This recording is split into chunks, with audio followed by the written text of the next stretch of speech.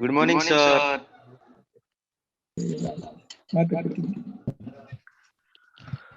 Morning. Good morning, sir. Morning.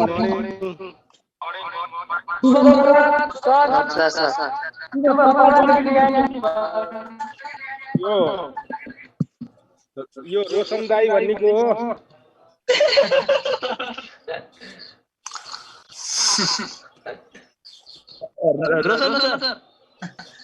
Roshan जी से गर्नु भने रोशन दाई आजकल ठुल दाई भएछ क्या?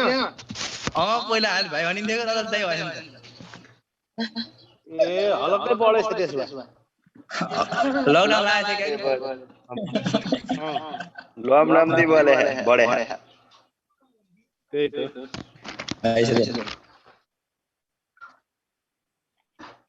अब उमेर पनि बढ्दै गयो त्यही भएर भाइ पनि दाइ हुन थालेछ। जति उमेर बढ्यो सर हामीभन्दा जेठो भाइ हैन के सर? आज कान्छी भतिर देशतिर जाने भन्दै होला नि सर। Sir morning sir. आज भट्टीतिर जाने भनेर होला नि पढेको। त्यही होला। त्यही शंकाला।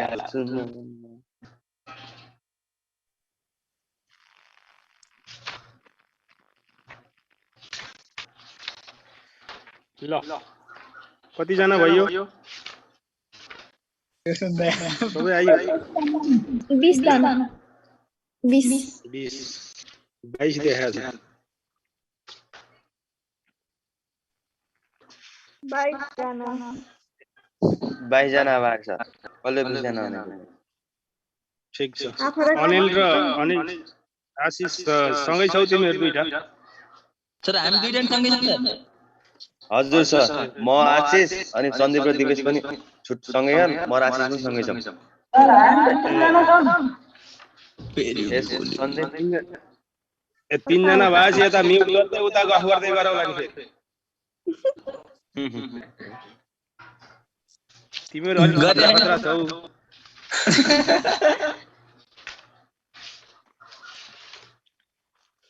ल सुरु गरौँ। कृष्ण सेन इच्छुक नेपाली साहित्य आकाशमा विशेष गरेर राजनीति, साहित्य र पत्रकारितामा काम गर्ने व्यक्ति हुन्। उनको जन्म 2013 सालमा भएको थियो। किताबमा 6 किताबबाट पनि टिप्न सक्छौ, नभए त्यहाँ टिप्न सक्छौ। 2013 सालमा उनी जन्मेका थिए। 2059 सालमा उनको मृत्यु भएको थियो। माओवादी द्वन्द्वकालमा माओवादी विरोधी पत्रकारिता गर्यो भनेर उसलाई मारिएको थियो। त्यसैले उनी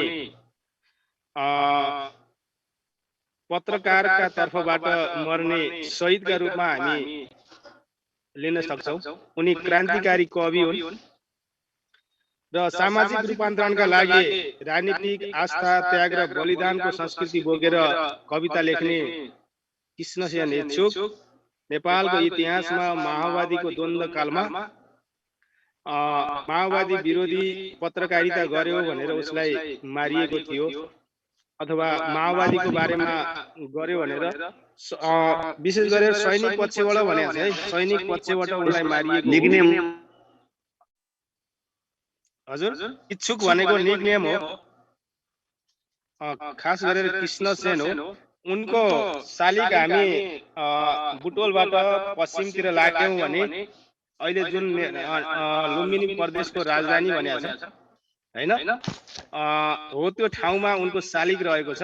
कृष्णसेन इच्छुक मार्ग भनिन्छ। कृष्णसेन इच्छुकको त्यो शालिग त्यहाँ स्थापना गरिएको छ। उनी क्रान्तिकारी कवि हुन् भनेर हामी चिन्न सक्छौं र सामाजिक व्यवस्थाको निर्माण गर्ने उद्धत चेतनाहरू उनको पाइन्छ। त्यसैले उनी प्रगतिवादी धाराका सशक्त कविका रूपमा हामी उनलाई चिन्न सक्छौं।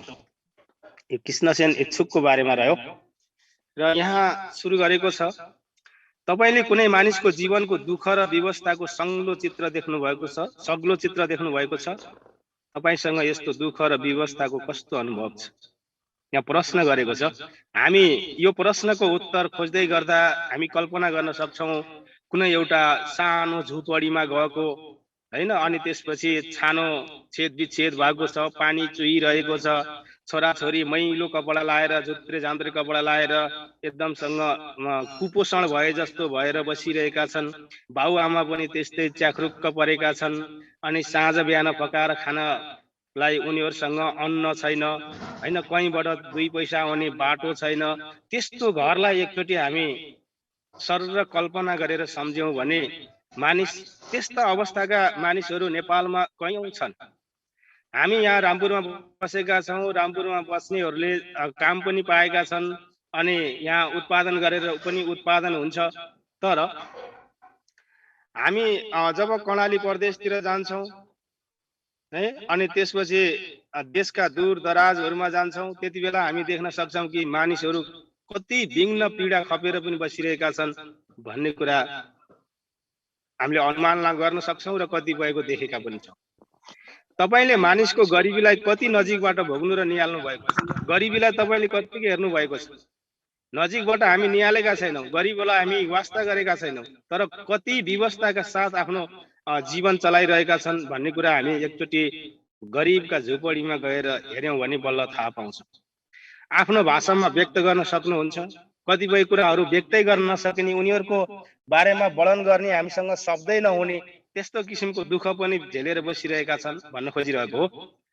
अनि त्यस्ता कुराहरू लेखकले वर्णन गरेका छन्। तपाईले कुनै भट्टी वा पसलमा बसेका दिदी बहिनी वा आमालाई चिन्नु वा देख्नु भएको छ? हामी भट्टी पसलमा गयौं भने प्राय गरेर मानिसहरूले के गरेका हुन्छन् त भन्दाखेरि कतिपय ठुला ठुला होटलहरूले राम्रा केटीहरूलाई राखिदिने हो भने, वेटरको रूपमा राखिदिने हो भने ग्राहकहरू आकर्षित हुन्छन् भनेर उनीहरूले ग्राहक आकर्षित गर्नका लागि पनि केटीहरूलाई राखिदिएका हुन्छन्। तर कतिपय होटलहरूमा, कतिपय भट्टी पसलहरूमा हामी देख्यौं भने दिदी बहिनीहरूले काम त गरिरहेका हुन्छन्, तर उनीहरूले व्यवस्थाले काम गरेका हुन्छन्, बाध्यताले। कतिपयले रहरले अनि पैसा कमाउने उद्देश्यले होटलमा बसेर काम गरेका हुन्छन् भने कतिपय के गरेका हुन्छन् त त्यो नगर्ने हो भने आफ्नो जीविकै नचल्ने अवस्थाका हुन्छन् र त्यसरी पनि भट्टी पसल गरिरहेका हुन्छन्। त्यस्तामा दिदी बहिनी र आमाहरू पनि हामी देखेका छौं। तिनको जीवनको अनुभवलाई बोध गर्नु भएको छ। हामी हल्का रूपमा के भनिन्छौं भन्दाखेरि एक दिन ग्राहक बनेर गइरहेका हामीहरूले अनि भट्टी पसलमा राम्रा दिदी बहिनीहरू छन् भने हामी जिस्क्याउन थालिहाल्छौं। उनीहरूप्रति उनीहरूलाई हामीतिर आकर्षित गर्न खोजिरहेका हुन्छौं, तर उनीहरूको आफ्नै व्यवस्था छ, किनकि बाध्यता छ। भट्टी पसल नगर्ने हो भने उनीहरूको साँझ बिहान रोजीरोटी नचल्ने अवस्था छ। तिनीहरू बाध्य भएर आफ्नो आँखामा उनीहरूले ग्राहकहरूले जे भनेका छन् त्यो कुरा पनि सहेर के गर्नु परिरहेको हुन्छ त आफ्नो व्यवसाय चलाउन परिरहेको हुन्छ। त्यस्ता दिदी बहिनीहरूको अनुभव अथवा पीडा हामीले कहिल्यै पनि बोध गरेका हुँदैनौं। हामी सरसर्ती जान्छौं, एउटा होटलमा बस्छौं, राम्री केटी रहेछ अथवा राम्री दिदी रहेछन् भने पनि हामी त्यति बेला हामी नचिनेको कारणले गर्दाखेरि जिस्क्याउन थाल्छौं, जे पनि बोल्न थाल्छौं, जसको कारणले गर्दा उनीहरूलाई उनीहरूको मनमा पीडा भइरहेको पनि हुन सक्छ। निम्न वर्गीय नेपाली नारीको समस्या बोध गर्न कान्छी भट्टी र देश कविता पढ्नुहोस्। यो कान्छी भट्टी र देश भन्ने कविता निम्न वर्गीय महिलाहरूले भोग्नु परेको समस्या, जसले गरिबीको कारणले गर्दा होटल व्यवसाय गर्न बाध्य छन् अनि त्यो होटलमा आउने जुन ग्राहकहरू छन् उनीहरूले जे भने त्यो कुरा सबै सहेर पनि ओठमा मुस्कान लिएर के गर्नु परिरहेको छ त उनीहरूलाई सेवा गर्न परिरहेको छ। त्यस्तो व्यवस्थाको कुरा यहाँ व्यक्त गरिएको छ। कविता यस्तो छ, अलिकति सफा र ताजा हिमाली सौन्दर्यको मिठो र अलिकति गरिब माइतीको पुरानो दाइजोले मानव प्रकृतिको सुन्दर पसल हो नेपाल सजाएर। चियाको कितली जस्तै बकबकी उम्लिरहेको दुखी मन अनि व्यवस्थाका भोगका थाली र कचौराहरूमा रक्सीका बोतलहरूसित रित्ती रहेको वैशालु यौवनलाई व्यवस्थाका भोगका थाली र कचौराहरूमा पस्केर सन्तप्त मुस्कानहरूले उदासी बाँडिरहेछ कान्छी भट्टी थापिरहेछ। यहाँ कान्छी भन्ने भट्टी पसलमा काम गर्ने एकजना पात्र हुन्। उनी अलिकति सफा र ताजा हिमाली सौन्दर्य, उनीसँग हिमालको त्यो जुन हिमाली सौन्दर्य छ, हिमाल सेतो हुन्छ। त्यस्तै गरी कान्छी त्यो भट्टी पसल गर्ने कान्छी पनि गोरी छ, अनि उसँग मिठो हाँसो छ र ऊ के छ त अनि सफा देखिन्छ।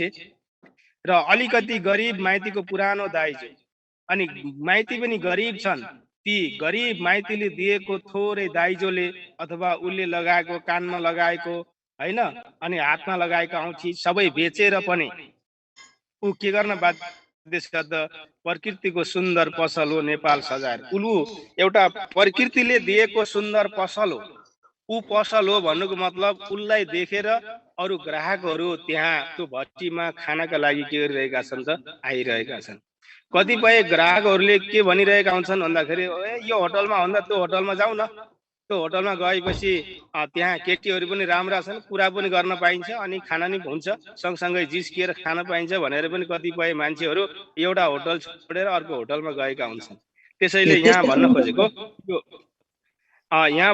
के हो त भन्दाखेरि उसले आफ्नो शरीरलाई एउटा पसलको रूपमा राखेकी छ, जसका कारणले गर्दा उसको सौन्दर्य, उसको हाँसो अनि माइतीले दिएको पुरानो दाइजोबाट थापेको त्यो पसललाई देखेर मानिसहरू के गरिरहेका छन् त त्यहाँ आइरहेका छन्।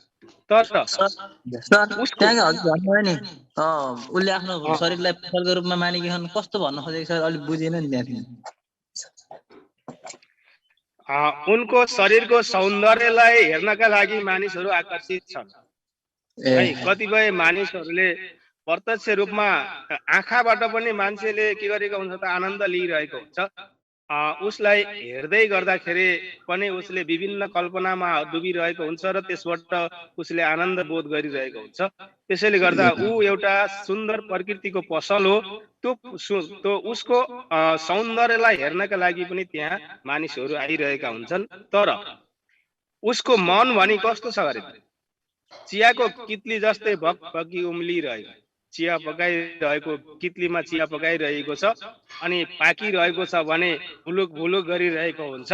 त्यस्तै गरी उसको मन के गरिरहेको छ त पोलिरहेको छ, छड्किरहेको छ अनि भड्किरहेको छ, उम्लिरहेको छ, किनकि ऊ त्यो पेसा गर्न बाध्य छ। त्यो पेसा नगर्ने हो भने उसको साँझ बिहान रोजीरोटी चल्दैन, जसको कारणले गर्दा त्यो दुखी मन लिएर पनि उसले भट्टी पसल गरिरहेकी छ। र भट्टी पसलमा रक्सीका बोतलसित रित्तिरहेको वैशालु यौवन, जसरी भोरी रक्सीको बोतललाई ग्राहकहरूले आएर खाँदै खाँदै गर्दाखेरि बोतल रित्तिरहेको छ, त्यस्तै गरी उसको यौवन पनि के गरिरहेको छ त रित्तिरहेको छ। भन्नुको मतलब ऊ पनि बिस्तारै बिस्तारै उमेरले के हुँदै गइरहेकी छ त बुढी हुँदै गइरहेकी छ अथवा उमेर ढल्किँदै गइरहेकी छ। उसको यौवन पनि जसरी रक्सीको बोतलबाट रक्सी रित्याइरहेका छन् ग्राहकहरू आएर, त्यस्तै गरी उसको जवानी पनि के हुँदै गइरहेको छ त ढल्किँदै गइरहेको छ।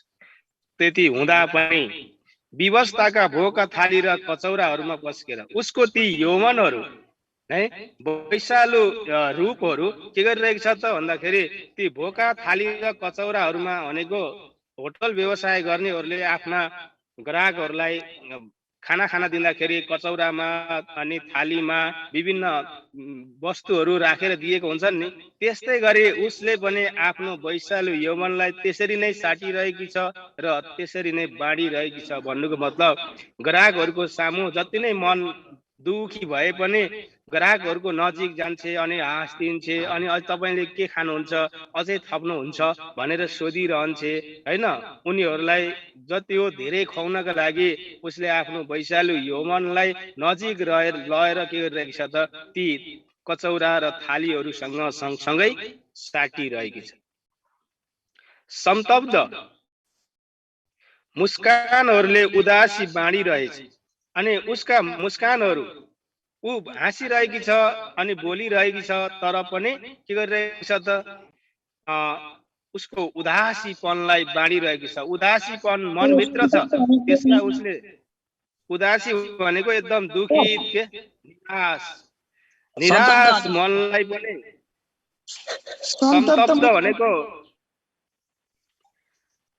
सन्तब्ध भनेको एकदम पीर परेको एकदम पिर परेको मुस्कानहरूलाई पनि पिर परेको मनलाई पनि उसले थाती राखेर बाहिरी हाँसो हाँसिरहेकी छ। उनीहरूले जे भने पनि जिस्किरहेका छन् भने उनीहरूसँगै जिस्किरहेर भरिसक धेरै खाइदियो हुन्थ्यो भन्नेतिर ऊ गइरहेकी छ। त्यस्तै गरी त्यसैले कान्छीले भट्टी पसल गरिरहेकी छ। यात्री आइरहेछन् गइरहेछन्। हुन पनि होटलमा हामी यहाँको होटल भन्दा नि विशेष गरेर अझै सडकको नजिक भएका होटलहरू देख्ने हो भने सर र एउटा गाडीमा सबै मान्छे आउँछन्, त्यसपछि खाना खान्छन् अनि गाडी चल्छन् जान्छन्, फेरि अर्का टोली आइसकेका हुन्छन्। त्यसरी आइरहेका हुन्छन् गइरहेका हुन्छन्। परदेशीहरू गइरहेछन् आइरहेछन्। परदेशीहरू टाढा टाढाका देश विदेशका मान्छेहरू पनि आइरहेछन् अनि भट्टी पसलमा खाइरहेछन्, कान्छीसँग जिस्किरहेका छन्, आनन्द लिइरहेका छन् र फेरि गइरहेका छन्। कोही उसको रूपको नशा पिइरहेका छन्। कोही कोही कस्ता हुन्छन् त भन्दाखेरि भट्टी पसलमा जाने अनि मासु रक्सी खाने अथवा चिया खाने अनि त्यो कान्छीको यौवनको अथवा उसको रूपको नशा पिइरहेका छन्। भन्दा ओहो क्या राम्री यो केटी, कति मिलेकी हैन, कति सौन्दर्यवान भनेर के गरिरहेका छन् त त्यो रूपको उसको रूपको नशा पिइरहेका छन्। कोही उसको जीवनको दुर्दशा पिइरहेका छन्। उसले भोग्नु परेको बाध्यता जुन दुःख हो त्यो दुर्दशाको फाइदा उठाइरहेका छन् र त्यो दुर्दशालाई पिइरहेका छन्। ऊ बाध्य भएर हैन दुखी हुँदाखेरि पनि नसक्दा पनि उसले आफ्नो व्यवसाय चलाउनु परिरहेको छ, त्यसको फाइदा कोहीले उठाइरहेका छन्। विदीर्ण मन, विदीर्ण भनेको चिरिएको मन अथवा दुखित मन र अनि जीर्ण तन, तन भनेको शरीर है, चिरिएको मन अथवा दुखित मन र जीर्ण भनेको एकदम कमजोर शरीरलाई जोरेर छटपट्टिको तातो भुङ्ग्रो भित्र खिन्न सुस्केराहरूमा पीडाका धुवाहरू फाल्दै भन्न खोजेको विदीर्ण मन छ, एकदम चिरिएको मन छ अनि कमजोर शरीर छ। ती हुँदा हुँदै पनि उसले के गरेकी छ त आफ्नो भट्टी पसल गरिरहेकी छ। उसको छटपटाहट छ। तातो भुङ्ग्रो भित्र भनेको कतिपयले आएर जिस्काइरहेका छन्, कतिपयले कान्छी आएर बस्न त एकछिन मसँग भनिरहेका छन् हैन, कतिपयले छोइरहेका होलान्, कतिपयले के गरिरहेका हुन्छन्। त्यो तातो भुङ्ग्रो भित्र अथवा जसले जे गरे पनि ऊ हाँसिरहनु परेको छ, किनकि ग्राहकहरू भोलि आउँदैनन् कि भन्ने उसलाई पीडा छ। त्यसरी तातो भुङ्ग्रो भित्र खिन्न सुस्केराहरूमा पीडाका धुवाहरू फाल्दै, आफ्ना पीडा दुःखका धुवाहरू फाल्दै फाल्दै कान्छीले के गरिरहेकी छ त दिन रात क्लेश काटिरहेकी छ अथवा दिन रात दुःख काटिरहेकी छ अनि कान्छीले भट्टी थापिरहेकी छ। यसरी पनि उसले आफ्नो भट्टी थापिरहेकी छ। भट्टीमा भात पाकिरहेछ भनेपछि होटलहरूमा भात पकाउने गर्छन्। भात पाकिरहेको छ, भात सँगसँगै कान्छीको लाज पाकिरहेछ। भन्नुको मतलब उसले भात पकाइरहेकी छ अनि पकाइरहँदा उसले सोचिरहेकी छ यो भात खान आउने ग्राहक कस्तो आउने हो हैन।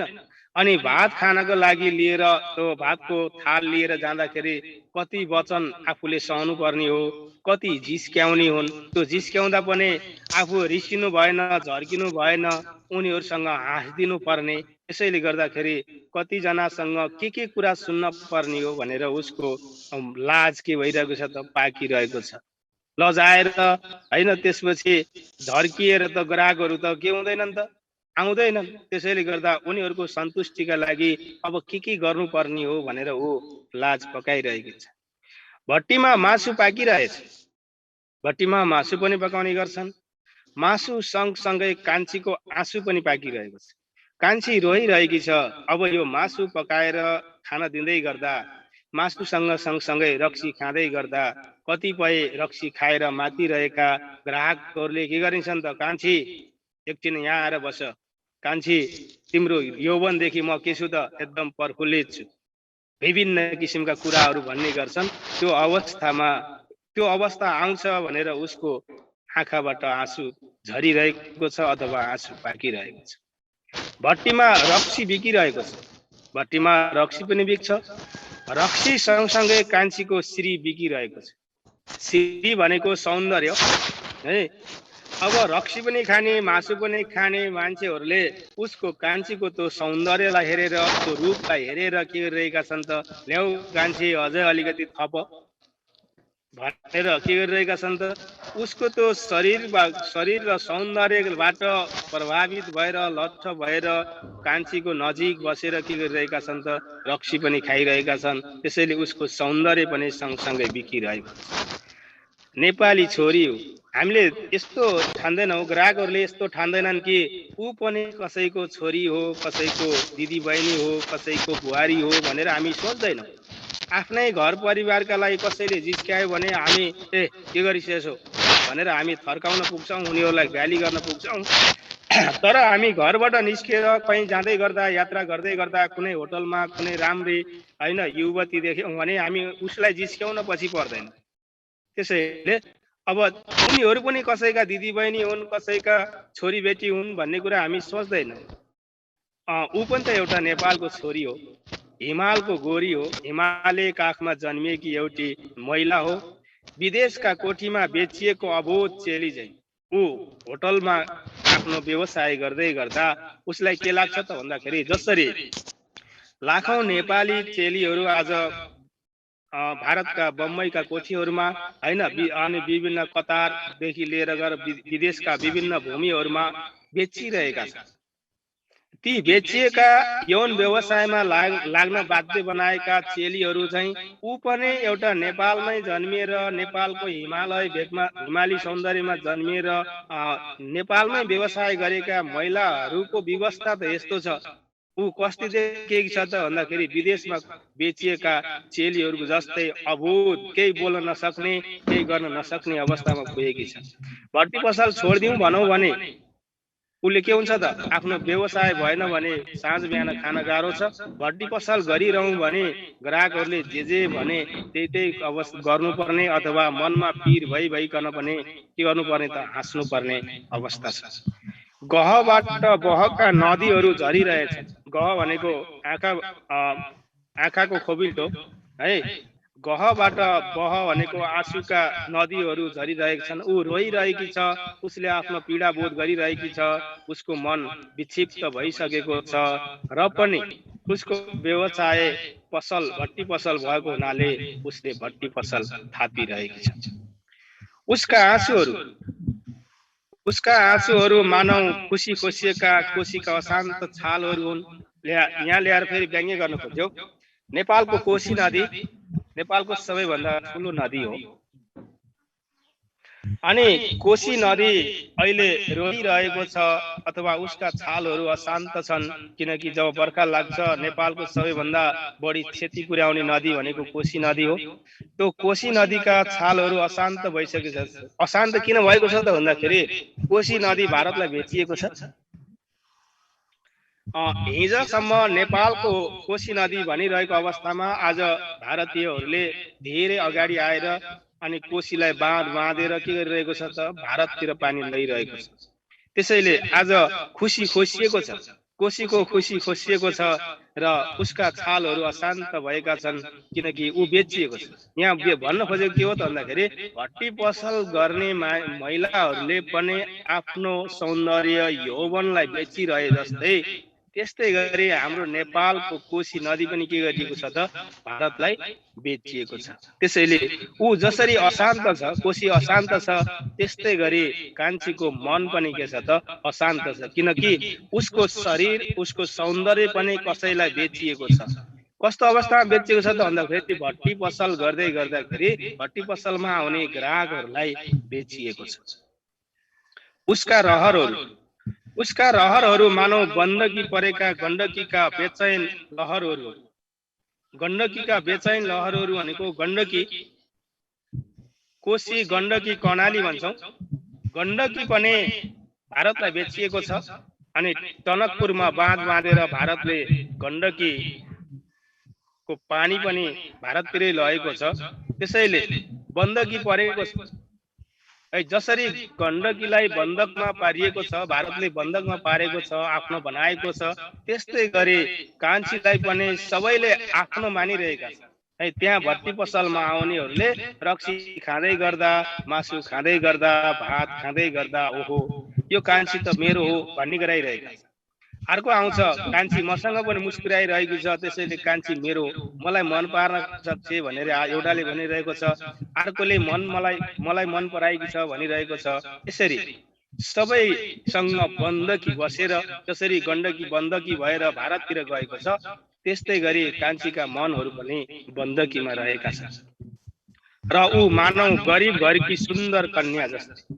ऊ एउटा गरिब घरको सुन्दर कन्या भन्न खोजेको कसलाई भन्न खोजेको त भन्दा नेपाललाई भन्न खोजेको। नेपाल त एउटा प्रकृतिले धनी देश हो, सौन्दर्यपूर्ण देश हो, तर यो नेपाल गरिब भएको कारणले गर्दा नेपालको गरिबीको फाइदा कसले उठाइरहेको छ? भारतले उठाइरहेको छ। किनकि भारतले कोशी नदी पनि के गर्यो? भारत लयो। गण्डकीलाई पनि बन्धक राखेर भारत लयो। किनकि हाम्रो यो प्रकृति यो गरिब घर हो। हाम्रो गरिब घरकी कन्यालाई सबै ठालुहरूले आँखा लगाए जस्तै अनि नेपाल एउटा गरिब देश हो। यो गरिब देशलाई ठालुहरू भनेर कसलाई भन्न खोजेको त? विशेष गरेर भारतलाई भन्न खोजिएको छ। यहाँ चीनको प्रसङ्ग भन्दा नि भारतको प्रसङ्ग आएको छ। भारत ठालु हो अथवा ठुलो सम्पन्न हो अनि धनी हो। त्यो कारणले गर्दा त्यो धनीले यो गरिब राष्ट्रमाथि आँखा लगाएर जसरी ठुला बडाहरूले गरिब घरमा जन्मिएकी एउटा सुन्दर कन्यालाई आफ्नो बसमा पार्न विभिन्न प्रलोभनहरू देखाएका हुन्छन्, त्यस्तै गरी भारतले पनि नेपाललाई के गरेको छ त? आफ्नो बन्धकमा राखेको छ। कोशीलाई पनि आफैतिर लयो अनि गण्डकीलाई पनि आफैतिर लगेको छ। अनि अब उसको स्वर के छ त? गरिब घरको सुन्दर कन्यालाई घरिघरि ठालुका कामुक आँखाले डामिएकी कर्णाली हो भनेको। गरिब घरकी सुन्दर कन्यालाई सबै ठालुहरूले आँखा लगाए जस्तै है मैले अपनाउन पाए हुन्थ्यो, मैले ल्याउन पाए हुन्थ्यो भने जस्तै अब भारतको नजर कहाँ छ? कर्णालीमा छ है। अब नबेचिएको नदी भनेको हाम्रो कर्णाली हो। कर्णालीमा आँखा लगाइरहेका छ र त्यो कर्णालीलाई पार भर्खरै पनि एउटा सम्झौता भएको छ। नेपाललाई 450 मेगावाट बिजुली निकाल्दिने र कर्णालीको नदी भारत लाने भनेर कुराकानी चलिरहेको छ। अब कर्णाली नदीलाई पनि लयो भने के हुन्छ त? नेपालको सौन्दर्य सबै खोसिएको हुनेछ र भारतले यसको उपभोग गर्नेछ। जसरी नेपालको सौन्दर्यलाई भारतले खोसिरहेको छ, त्यस्तै गरी एउटा गरिब घरकी सुन्दर कन्यालाई पनि ठालुहरूले त्यसरी नै उपभोग गरिरहेका हुन्छन् र उनीहरूसँग ती गरिब घरकी कन्याहरू बेचिन बाध्य हुन्छन् भन्न खोजिएको हो। जो आफूदेखि धेरै टाढा सुदूर छाउनी र पराईका मोर्चाहरूमा बेखबर प्रिय पति र मायालु बन्धुहरूलाई सम्झेर स्नेहपूर्ण भाकामा डाकिरहेछ कान्छी भट्टी थापिरहेछ। ऊ एउटा विवश नारी हो। उसको श्रीमान धेरै वर्षदेखि नेपालमा है विभिन्न मोर्चाहरूमा भन्न खोजेको यो माओवादी द्वन्द्वकालको कुरा गर्न खोजेको है। नेपालमा समानता ल्याउनका लागि, गरिबी उन्मूलन गर्नका लागि विभिन्न मोर्चाहरू बनिरहेका छन्। ती मोर्चाहरूमा संलग्न भएर के गरिरहेका छन् त? हिँडिरहेका छन्। जुन पतिको खबर छैन। धेरै माओवादी द्वन्द्वकालमा त धेरै मान्छेहरू त लापत्ता भए, बेखबर भए हैन, मारिएको पनि थाहा भएन, घर फर्केर पनि आएन। त्यस्तै मध्येको एउटा कान्छीको श्रीमान हो जो धेरै वर्षदेखि के गर्छ त? पराईको मोर्चामा गएको थियो, आज बेखबर छ। ऊ फर्केर आउँछ भन्ने आशमा कान्छीले भट्टी थापेर बसिरहेकी छ अनि उसले स्नेहपूर्ण भाकामा डाकिरहेकी छ भनेको उसलाई बोलाइरहेकी छ र भनिरहेकी छ कान्छीले भट्टी थापिरहेकी छ। यति गरौँ। यो टाइम अफ भनिदियो मलाई। शब्दार्थलाई हेरौँ अनि जोडा मिलाउने अनि बोधहरू गरौँ है त। Okay sir. ल बाइ सर। टाइम अफ भनिदियो के ल। हस् सर। रिमेनिङ टाइम 9 मिनेट देखा है।